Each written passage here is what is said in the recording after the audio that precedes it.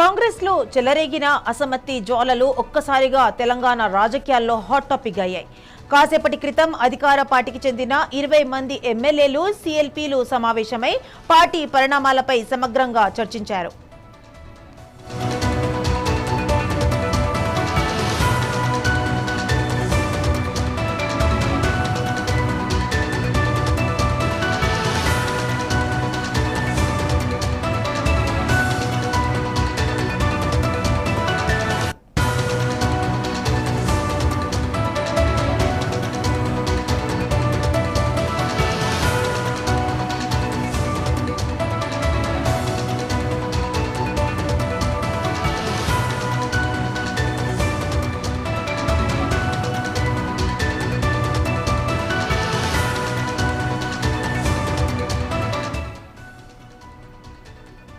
కాంగ్రెస్ లో చెలరేగిన అసమ్మతి జ్వాలలు ఒక్కసారిగా తెలంగాణ రాజకీయాల్లో హాట్ టాపిక్ అయ్యాయి.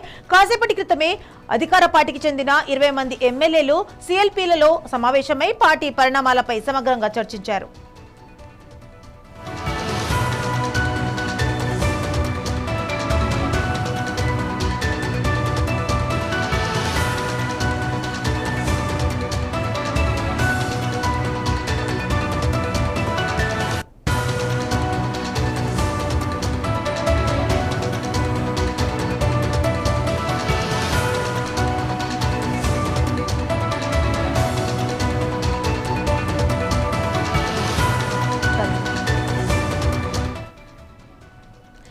దీనిపై మరిన్ని వివరాలు మా బ్యూరో చీఫ్ రాజ్ కుమార్ అందిస్తారు. రాజ్ కుమార్, చెప్పండి.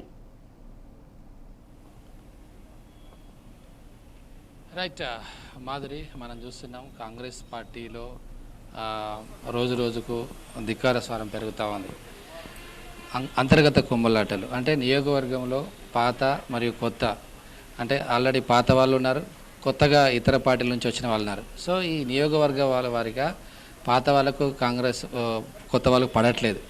సో ఇది గడిచిన అంటే అధికారంలోకి వచ్చినాక ఒక సంవత్సరంన్నర తర్వాత స్టార్ట్ అయింది. మనం పాలకుర్తిలో చూసాం, పాలకుర్తి నుంచి స్టార్ట్ అయ్యి అది కాస్త ఇప్పుడు తుంగతుర్తికి వెళ్ళింది, జహీరాబాద్కి వెళ్ళింది, ఆ తర్వాత హైదరాబాద్లో కొన్ని చోట్ల అంటే పాత ఎమ్మెల్యేలు లేదా ఇప్పుడు కొత్త ఎమ్మెల్యేలు, మాజీలు ప్లస్ ప్రజెంట్. సో ఇదంతా గొడవ ఇష్యూ నడుస్తూ ఉంది. ఈ నేపథ్యంలో మనం చూసాం ఒక లాస్ట్ మంత్ కొండ వర్సెస్ కడియం కూడా గొడవ జరిగింది. సో దానికి ఒక పీసీసీ ఒక కమిటీ నిర్వహించిన అబ్జర్వర్ కమిటీ. సో ఇది ఆల్రెడీ నడుస్తూ ఉంది. దాని మీద ఇప్పుడు ఈలోపు ఇటీవల పరకాల్లో ముఖ్యమంత్రి రేవంత్ రెడ్డి ఒక సభ చేయడం జరిగింది. ఆ సభలో రేవూరి ప్రకాష్ రెడ్డిని ఎమ్మెల్యే గెలిపించాలని నియమించడంతో కొండా సుష్మిత అంటే కొండా సురేఖ కుమార్తె చాలా ఆగ్రహం వ్యక్తం చేసి స్వయాన ముఖ్యమంత్రి మీదనే కామెంట్ చేయడం. సో వీటన్నిటిని కాంగ్రెస్ పార్టీ చాలా సీరియస్గా తీసుకుంటే కనబడుతుంది. ఇది కంట్రోల్ చేయకపోతే ఇంకా భవిష్యత్తులో చాలామంది ఇలానే ధిక్కార స్వరం వినిపించే అవకాశాలని కాంగ్రెస్ భావిస్తుంది. సో దాంట్లో భాగంగా ఇవాళ కాంగ్రెస్ ఎమ్మెల్యేలు కొంతమంది భేటీ అయ్యారు. ఇది కావచ్చు, ఇంకా మిగతా విషయాలు మాట్లాడడానికి భేటీ అయ్యారు. మనతో పాటు షాద్నగర్ ఎమ్మెల్యే శంకర్ గారు. సార్ చెప్పండి, మీరు ఎలా చూస్తారు దీన్ని? మరి కాంగ్రెస్ పార్టీలో రోజుకొక స్వరం, మొన్న చిన్నారెడ్డి కావచ్చు, ఇప్పుడు సుష్మిత, ఆమె ఇంకా రాలేదు రాజకీయాల్లోకి, ఏ విధంగా మీరు చూస్తారు? సరే, తెలంగాణ రాష్ట్ర ప్రభుత్వ ముఖ్యమంత్రిగా రేవంత్ రెడ్డి గారు ఈ తెలంగాణ అభివృద్ధి గురించి 18 గంటలు పనిచేస్తూ ఉంటే ఒక గౌరవప్రదమైన స్థానంలో ఉన్న వ్యక్తిని, రాష్ట్ర ముఖ్యమంత్రిని పదే విమర్శించడం ఎమ్మెల్యేలుగా మేము తీవ్రంగా ఖండిస్తున్నాం. మొన్న జరిగిన అభివృద్ధి కార్యక్రమంలో ములుగు పరకాల పోయినప్పుడు పార్టీ ప్రభుత్వం ప్రతిష్టత కాపాడడానికి రాష్ట్ర ముఖ్యమంత్రి హోదాలో ఏ నిర్ణయాలన్నా తీసుకుంటాడు. ఆయన రాష్ట్ర ముఖ్యమంత్రి కాబట్టి ఆయన తీసుకునే నిర్ణయాలను మీరు ఖండించడానికి, వ్యతిరేకించడానికి మీకు అర్హత లేదు. నువ్వు బాధ్యత గల ఒక బాధ్యత గల మంత్రి నువ్వు ఇలా దేవాదాయ శాఖ మంత్రులుగా వండుకుంటూ, క్యాబినెట్లో వండుకుంటూ తన బిడ్డే అనుచిత వ్యాఖ్యలు చేసినప్పుడు క్రమశిక్షణ పెట్టవలసిన బాధ్యత వారికి ఉన్నది. కానీ దాన్ని సమర్థించినట్టుగా విధంగా తప్పించుకోవడానికి నా బిడ్డ వేరు నేను వేరు అనేది తెలంగాణ ప్రజలు చూస్తూ ఉన్నారు. ఎమ్మెల్యేలుగా మేము కూడా చూస్తూ ఉన్నాం. కాబట్టి ఇది నిజంగా కూడా చెప్తామంటే రాష్ట్ర ముఖ్యమంత్రి గతంలో కూడా ఎన్నో తప్పిదాలు జరిగినా, ఎన్నో ఇబ్బందులు పెట్టినప్పటికీ ఒక క్షమించే గుణం ఉంది రాష్ట్ర ముఖ్యమంత్రి కాబట్టి క్షమించుకుంటూ పోతూ ఉంటే ఆయన బలహీనత అనుకోవడం తప్పు ఇయ్యాలి. కాబట్టి మేమందరం ఎమ్మెల్యేలం కూడా మాకు కూడా బాధ్యత ఉంది. రాష్ట్ర ముఖ్యమంత్రి గౌరవం కాపాడాల్సిన బాధ్యత మా మీద ఉంది. ఇలా కాంగ్రెస్ పార్టీ ప్రతిష్టను కాపాడాల్సిన బాధ్యత మా అందరి ఎమ్మెల్యే మీద ఉంది. కాబట్టి మేమందరం కూడా సమావేశం అవుతా ఉన్నాం.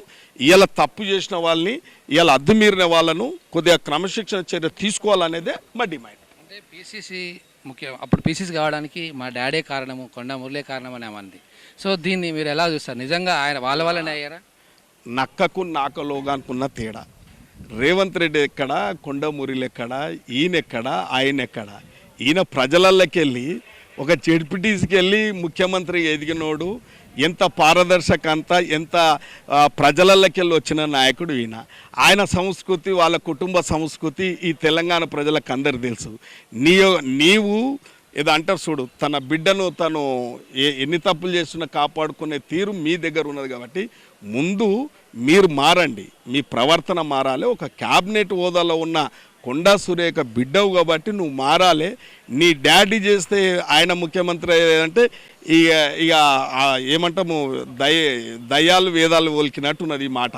అసలు ఆయనకు వీనకు సంబంధం ఏంది? వాళ్ళ పరిధి వేరు, ఈయన పరిధి వేరు.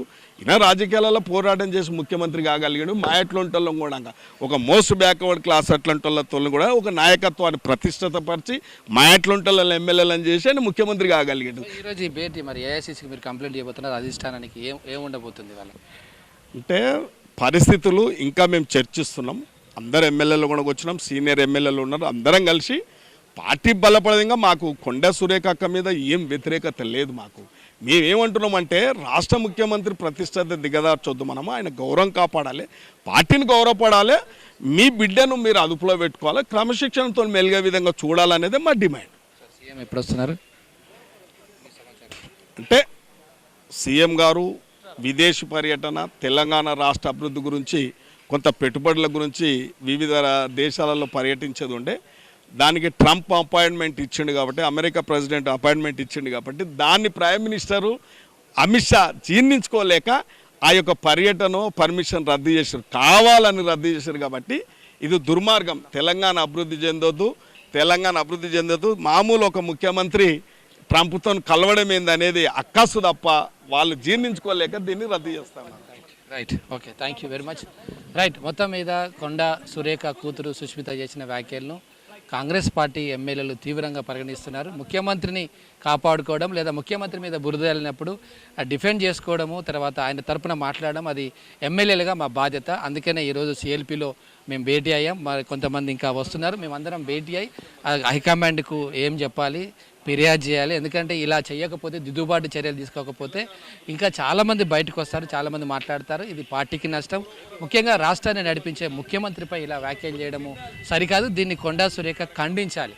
ఖండించకపోగా ఆమె ఇచ్చిన ఎక్స్ప్లెనేషన్ సరిగా లేదని షాద్నగర్ ఎమ్మెల్యే శంకర్ గారు అంటున్నారు. ఇప్పుడు భేటీ జరుగుతుంది. లోపల సిఎల్పిలో ఎమ్మెల్యేలు అందరూ ఉన్నారు, ఇంకా మరికొంతమంది రావడానికి రెడీగా ఉన్నారు. మరి ఏం జరుగుతుందో చూడాలి. ముఖ్యమంత్రి విదేశీ పర్యటన కంప్లీట్ రద్దు చేసుకొని లేదా మధ్యంతరంగా వస్తున్నాడు. మరి కొండా సురేఖ మీద చర్యలు తీసుకుంటారా, లేకపోతే ఇంకా ఏమేమి జరగబోతుంది? మొత్తం మీద అయితే తెలంగాణ రాష్ట్ర రాజకీయాల్లో కాస్త ముఖ చిత్రం లేకపోతే పరిణామాలు మారే అవకాశాలు అయితే స్పష్టంగా కనబడతా ఉన్నాయి.